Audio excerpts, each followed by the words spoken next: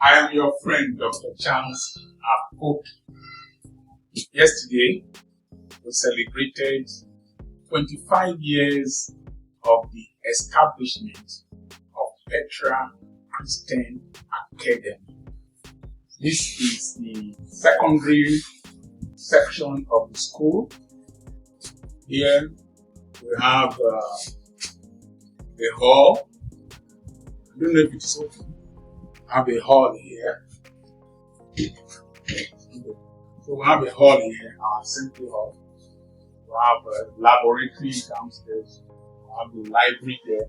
We have an examination hall. And this is another wing. Down there is the primary section. And now come. Let me do like a game. Bring the camera. Carry the camera. So, have the primary section there, and now the printing press there. That building, the printing press where the integrator is on. So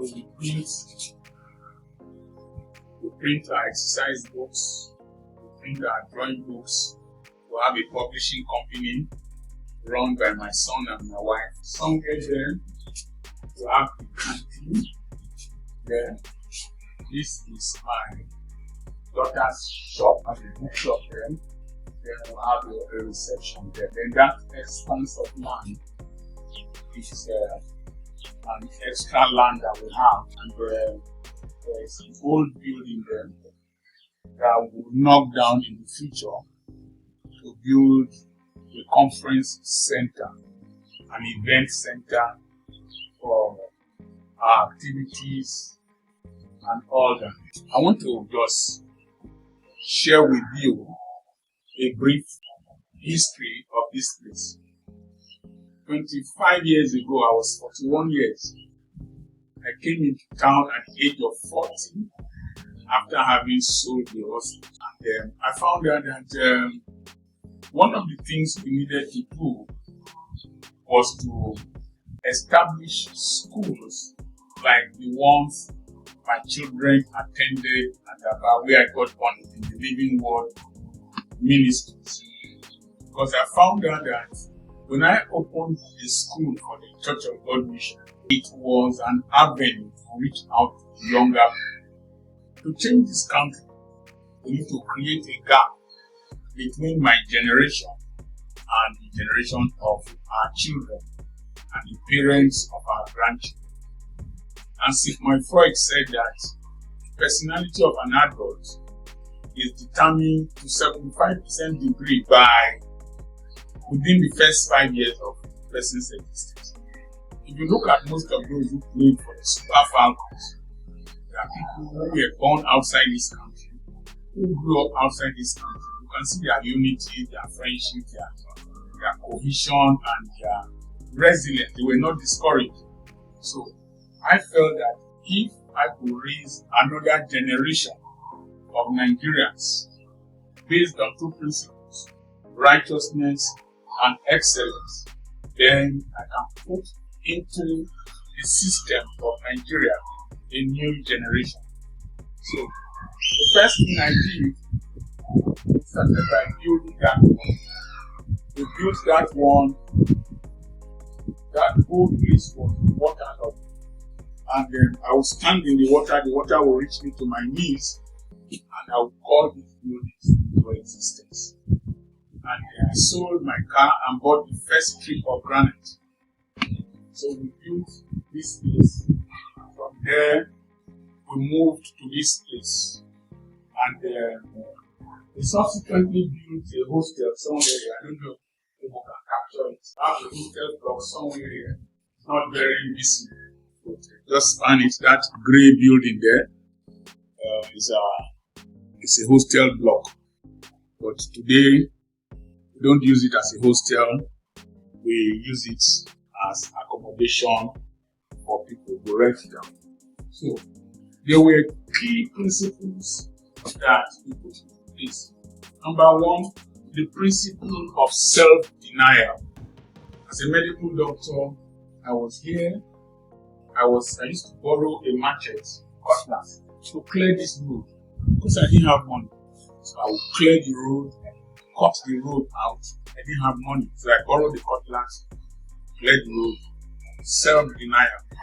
If I carried the garment of being a medical doctor and tried to still be posing as a medical doctor, I would not have been able to start.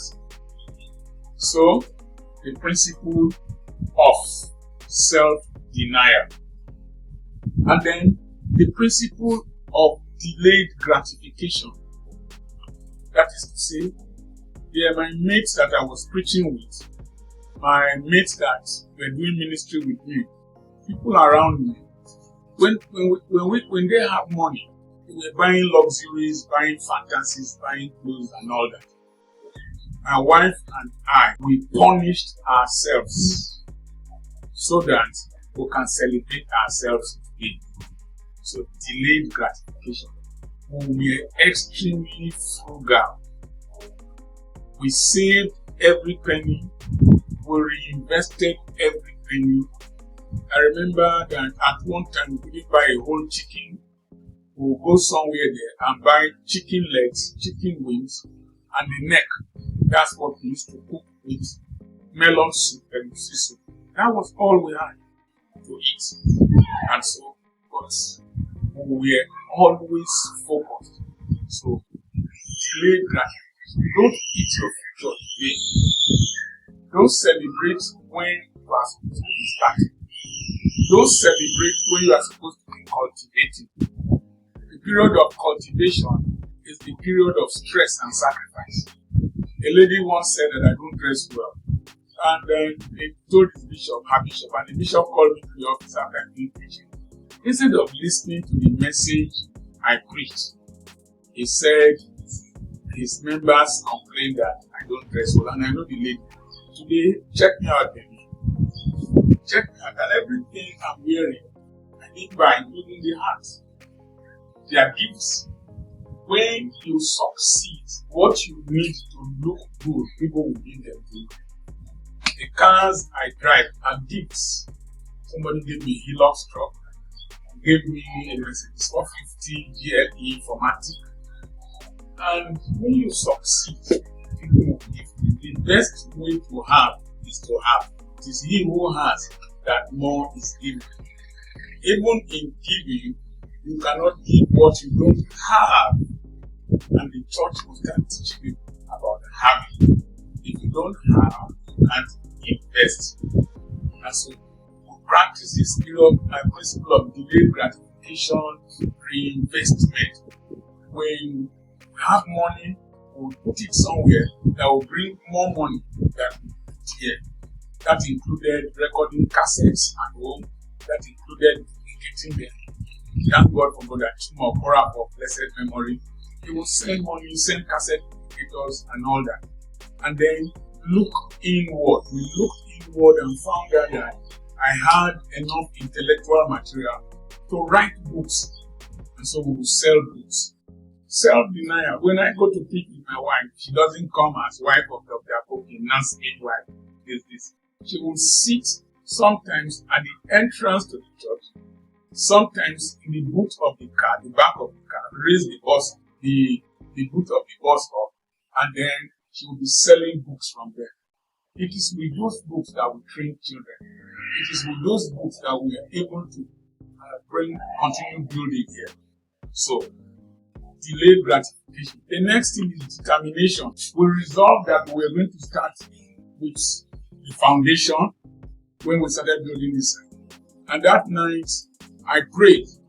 When I prayed, I told God that I needed 8 million to build then. But we spent more than that. Maybe 10 times that over. And so, but declare what you want to achieve. When you desire, then you declare. I've been saying this over and over. When you declare, the environment will rearrange itself to help you. The environment becomes partial to it. When I declared that, I went to preach somewhere. And the pastor, after preaching, He told them to come and shake me. And people shook my hand. One day put a check of 50,000. The cumulative money I got was 50,000. Plus honorarium that amounted to about 200,000. And as I was driving down, I got to the PTI, the DSC roundabout, and I held the steering wheel and I said, I will build this school. I will build this school. There were times my children were here with me.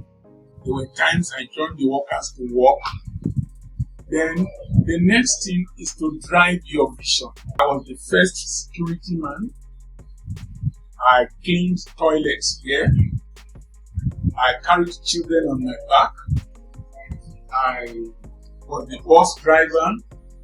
I used to go as far as Igbo. For those of you who know this area, I used to go to Igbo, go to Afisere, go to Agbara to carry children. Some of the children, the parents will be there, one of them in particular. The parent will sit in her shrine. I will cross the water to carry the child on my back and bring him to the cross. The woman thought she was intimidating me or that she had paid for bus, but she was just being uncooperative. Today, she can't smell my bag. In the process of driving your dream, people will look down on you. But if you don't stop, they will look up to you. I think you should write that down. In the process of driving your dream, people will look down on you. But if you don't stop, a time will come, they will look up to you. And so, we sacrificed a lot. My children, we started with 5 children across the road. My children were teaching, and my daughter still teaches till today. And so, you must put sweat capital. There are some things your family members need to do in your dream so that you don't employ more people, then you can save more capital, and then you can go on. The other principle is the principle of gradualism. We did not start at once. When somebody comes here, you will just see this big place. You will think that you started at once. You will discourage yourself. You will confuse yourself. We started there.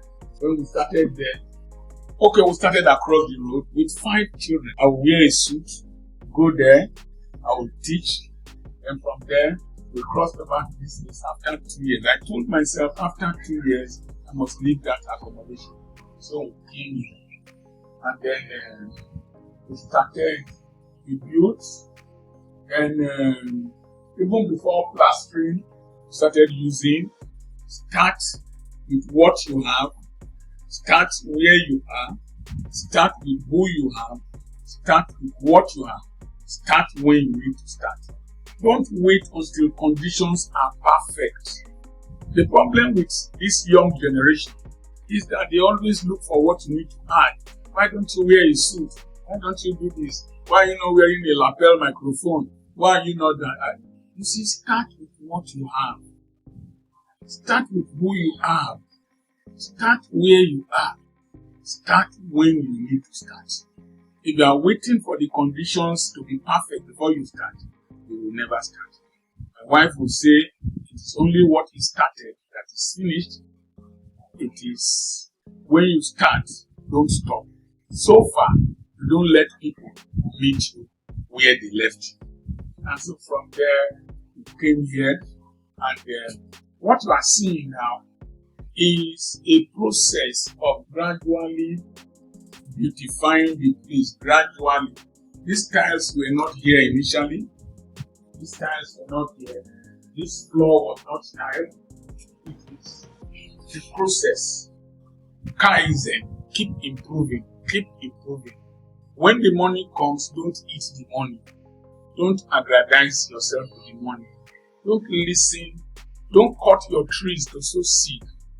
If they pay school fees here for 1 term, it is 3 months salary for my workers. In December, you need to pay salary 4 times from September, October, November. You pay twice in November. So when they pay school fees, we frugalize the school fees. From September, we start collecting the salaries for December. If not, your teachers will run away. Then there's one other thing that happened. We have multiplicity of income. In this place, we have the canteen, we have the printing press, we have school buses, We'll have buses there that do transportation. We'll have a canteen there. You can zoom on the buses that do transportation because there is a problem with transport in Ogele. So provide services. In your business, the more products, the more services, the more sales you can make, the more money you will get. If not, if we are depending on school fees, we will not have reached this level. Now, the thing about business is that you must establish presence. People were bringing their children here because they were definite that we will always be here, that I will always be here. Then my daughter was in the university, read education, and she graduated, did a master's, and she's here with the mother. So I don't need to be here. Let me do other things. But I was always here. I will come early. I will check the uniforms of the children. As the children are closing, I will put powder on their backs, on their faces, powder their necks. I will carry them on my back and be dancing with them. You touch my body, they do me 10. One of them will say, Yoda kaye mishmo, I'm the Yoda. Yoda kaye mishmo. Now my mommy, I want to, but Yoda kaye. I will carry. Some of them, their children are now in this school after 25 years. So if they came here at the age of 2, 3, they are about 28, 30, they have had children. So we have grandchildren here. And there is a family that we rewarded yesterday. They've been with us for 22 years. There's somebody that graduated yesterday who have employed her as an office staff. She came to this school at the age of 4 months, and the mother was teaching, so she was in the crèche area, and she's 4 months, she has finished school, and we employed her because she knows the principles and the culture, the corporate culture of the school. Now, one of the things about business, you must have corporate culture. We don't just admit students. We don't just admit learners. Do an exam for them. You must meet a basic qualification before you enter the school. It's not it's not a business, it's not a restaurant. So the school must meet basic qualifications. You won't do an exam malpractice in this place. You dare not blow rude to my teachers, I will expel you. You dare not mention cultism here. Somebody came here and said they talked about couple beret. I expelled him immediately. So when you do business, there is the period of advertisement, there is the period of attraction, there is this period of acceptance, there is the period of adaptation. You have to adapt to what you want to bring out. There is the period of addiction. When the people come, they get addicted to your system. There are families where all their children pass through business. They get addicted to your system. After that, there is the period of rejection. Any person that cannot fit into this system vomits people. That is, if your character cannot fit into our specifications, it vomits you. And once people see exclusivity, they want to belong. Exclusivity, that's why you see people want to join calls, people want to be this, people want to be that. It's exclusivity. Anything that is too open, people don't value it. So we set a standard now, and I will tell my children we are the best. And it's at a point we were not advertising because God asked me, the secondary school you attended in Ogele here, government college, they advertised. I said no. He said, does Oxford advertise? I said no. Since they are products that advertise, so we decided to make our products our adverts. But you see, you need to be. Nokia is not in the market like before. Bongo Coffee, Kettle Tea, they're not in the market. It is when you fail to adapt to evolving environment. When we started this town with the small town, there were no telephone networks and all that. There was only one bank, only two banks, First Bank and Union Bank, and maybe New Nigerian Bank. But God told me that the town was going to improve and that I should establish and grow the town. So there was a period when new banks started coming in, I intentionally cleaned the toilet myself. That Sunday, cleaned it. On Monday, school resumed. One woman came and said, "We are new in town." And my husband said I should come and look at the toilets. And another parent told her, "You can eat in their toilets. It's clean." Because I cleaned the toilets. And so when the elite started coming, we were evolving to meet their taste. If not, we would have remained stagnant. So that's and then in the past 25 years, we have put in new ideas. You never come here and meet this school the same way. You can never come here and meet this school the same way. My principle of my wife: don't let those who left meet you how and where they left. Then one of the things that has helped us is that we try to maximize ourselves and our circumstances. We have a canteen there. We started using the home economics lab, and that should be the third door there.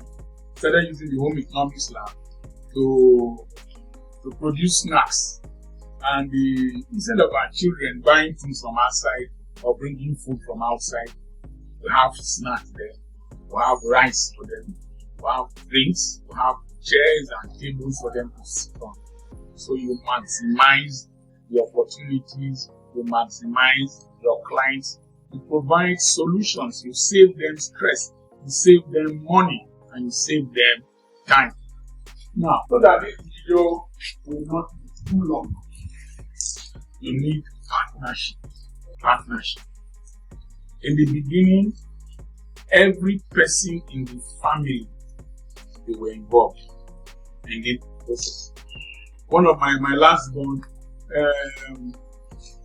granite poured into the gutter there. I told him, enter the gutter and pack them. So he packed them out. I gave him some money. I told him, join the workers to fill one of the classrooms. Join the workers to fill one of the classrooms. And I paid him. He said, do you know why I told you to do that? So that you will know what it took us to build this place, so that you don't sell it when I die. So, two key principles, and I'm done. You must always listen to God. Always listen to God. Then depend on His grace. Depend on His grace. This place used to be a pond, very deep pond. In fact, from foundation to the floor there is 7 blocks. That is nearly to the lintel of a building. And we needed to fill it. And God helped me. We were filling with 11 tippers or 7 tippers for 14 days. Till today, I don't know how I managed to pay them. But partnership with my wife, if you remain together as husband and wife, and you plan together, there is nothing you cannot achieve. From here, we were able to train children, 3 children in Europe, and people would think that 17 years or 18 years back. The good thing is that we are not owing. We have never begged for food. We have never begged to pay school fees. We have never begged. We have always trusted God in the most difficult circumstances. We have always managed the little we have. Nothing will ever be enough for you not to finish. The more you have, the more you want to eat. The more you eat, the hungrier you become the next time. The more you increase your taste and your value, the more you will see something new that you don't have, that you need to buy. I remain Dr. Charles Apoki. 25 years of partnership with my wife, my family, and with God. Every money I received, I had a feeling, an idea, that it was not my money. It was my family money, and the money belonged to the really community and to my generation. So I managed it frugally. Today, I don't know how many workers we have. We have lots of workers, both here and at the corporate. We have drivers, we have mechanics, we have electricians, we have bricklayers, we have people, tailors that sew uniforms. Those monies that I had from preaching, from writing books, from selling cassettes, if I had eaten them to advertise myself, people benefiting from whatever we are doing today would not have benefited. I want to thank those churches. I want to thank those people who had faith in me. I want to thank the parents that brought their children. I want to thank our workers. I want to thank our king. I want to thank every person that has contributed. Most important, I want to thank Mrs. Felicia Apoki.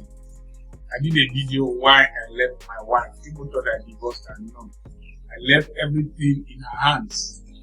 And yesterday, she and my daughter amazed me. They did not fail me. Just like as I did a video, I did not fail my father. Women grow beyond orgasm, grow into organization, and be a blessing to your husband and to your generation. Dr. Charles Apoki is still with my name. I have properties for sale. I have a webinar coming up on investing more intelligently. I have books online. Go to Dr. Charles Apoki podcast. We review our books there. Order them. We have t-shirts we are selling online. Follow the bottom of the tail end to see the advert. We're going to produce a set for the Nigerian environment. They will look like this. You see, bust you. Now you sabi. Don't let your erection be direction. I prefer financial orgasm, motivate an idiot to become motivated idiot, and several others. Send the message to +234 80 21 21 92 62 for counseling and for everything I have mentioned. God bless you.